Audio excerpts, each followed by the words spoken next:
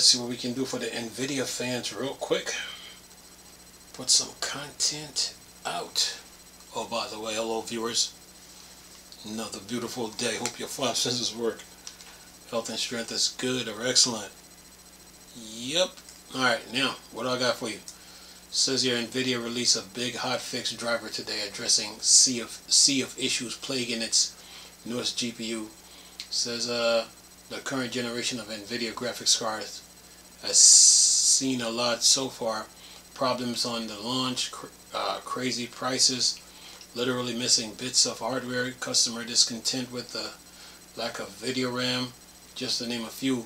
To add insult to injury, NVIDIA driver has been suffering from plenty of issues, problems with temperature reporting, instability, black screen, and more. It says we have already seen a bunch of big driver updates, including several hot fixes, and NVIDIA now has another one to address quite a few problems, mainly in the RTX 50 series lineup. You can now download GeForce Hotfix driver version 576.26. Here's what is included in today's update. Let's see here. RTX 50 series, Black Myth Wukong. Game will randomly crash when Wukong transformed as 5231902. RTX 50 series LG, 27GX790A, 45GX9050A, 32GX8 GX870A, 40WT95UF, 27G8500A. Display blank screen when running DisplayPort 2.1 mode with HDR. Then it says 50, 80, 70, 90. Forza Horizon 5 light flickers at nighttime. 50, 38, 335. Forza Motorsport track corruption occurs in a benchmark or nights race. 520, 181, I11. RTX 50 series Red Redemption 2. The game crashes shortly after starting in DirectX 12 mode. No issue in Vulkan mode. 5137 let's see, RTX 50 series Horizon Forbidden West. The game freezes after loading a save game. 5227 554. RTX 50 series gray screen crashes with multiple monitors. 5239 138. RTX 50 series Dead Island 2. The game crashes after updating to GR 576.02, and that's 5238 676. RTX 50 series Resident Evil 4 Remake flickering background texture. 5227 655. RTX 50 series monetary display flicker occurs when running in DisplayPort 2.1 mode with higher refresh rate. That's 5009 and then it says NVIDIA adds that driver 576.26 also include the following 7 fixes for GeForce Hotfix 576.15. Now, it says here RTX 50 series, some games may display shadow flickers corruption after updating to GRD, that's 572.02, 576.02, that's 5231 537. Luminion 2024 crashes on GeForce RTX 50 series graphics card when entering render mode, that's 5232 345. GPU monitor utilize may stop reporting the GPU performance after PC wakes from sleep, that's 5231 307. RTX 50 series, some games may crash while compiling shaders after updating to GRD 576.02, that's 5230 492. GeForce RTX 50 series notebook resume from modern standby, can result in black screen, that's 5204 385. RTX 50 series Steam VR may display random VSync micro stutter. when using multiple display. That's 51, 52, 246, and RTX 50 series low idle GPU clock speed after updating to GRD. That's 576.02, and that's 52, 32, 414. Yeah, and what it says here, see what I got here. It says here, the driver is available on the official website via this link. We'll leave it. As for other issues like the lack of video RAM, there are rumors that NVIDIA upcoming Super variant will bring some much needed memory size improvements to multiple GPU across the lineup. And anything else? See if I can pull this up. Oh, here we go. See if I can get this. It says NVIDIA may finally kill 8 gig video RAM as rumor specs of RTX 5080 Super and 5070 Super surface. Got 3 comments on it. It says here, this week AMD China announced the new RX 9070 GRE graphics card, and according to the official performance claim from the company, it is even better than what we had guesstimated. Currently, NVIDIA RTX 5060 Ti 16 gigs does not have any direct competition from either AMD or Intel, and thus we hope the GRE does not remain a China exclusive products. Meanwhile, NVIDIA is also allegedly making moves. The company can see that AMD has a competitive product this time around with its RX 9000 series. It earned a 10 out of 10 in our review, according to murmurs on the Chip Hell forum.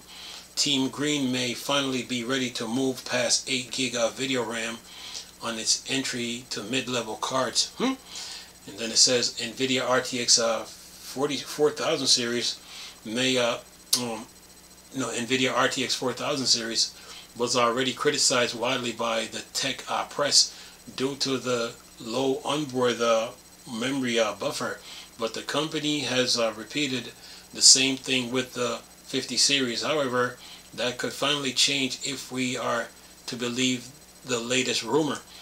And then it says the company is apparently looking to use the newer 3 gig GDDR7 module instead of 2 gig ones that it is currently utilizing on the RTX 5000 series. This means that there will be a 50% increase in the memory capacity of the GPU, even if NVIDIA sticks to the same memory interface width. Thus, the RTX 5080 Super should have 24 gigs of memory, while the RTX 5070 Super should have 18 gigs of it. There is no word on any 5090 Super since the RTX 5090 itself seemingly use all full GPU die, but hypothetical 5090 Super would then have 48 gigs of memory thanks to the 3 gig module. Says there where the move to 3 gig chip can really benefit is in the case of the RTX 5060 and lower. A hypothetical RTX 5060 Super, thanks to 3 gig module, will be able to pack 12 gigs of memory, which will make it perfect as a 1080p card, as video RAM is typically the biggest limit factor on the current GeForce GPUs. Then it says we will have to wait and see if NVIDIA Super series indeed happens, and if it needs indeed goes with this route. And that is that. So that's the end of the articles, both of them. Now we got 3 comments from the debaters. They love to debate, so you got to hear what they got to say about this. Let's see here, who we got. So we got here, Thartis said this: that would be very nice. 5060S W 12 gigs is good enough for what you'll be able to push with it. And then Zero said this: Zero said this: I strongly believe this is the case. They deliberately gimped the 5080, so you would have to get a 5090 or wait for this inevitable 5080 Super. It's pretty crappy tactics. The 5080 should have been a 24 gig card with a 384-bit bus from the day one. Nvidia just kneecapped it down to 16 and put bus bandwidth to a minimum of 256 and called it a day. What is even sadder is people keep allowing this practice to occur. I am just guilty too, which is why I am seriously reconsider future GPU purchase in the next few years. Yeah, who else is this? And then the Ghost Phantom said this. He's responding to Zero. He said this.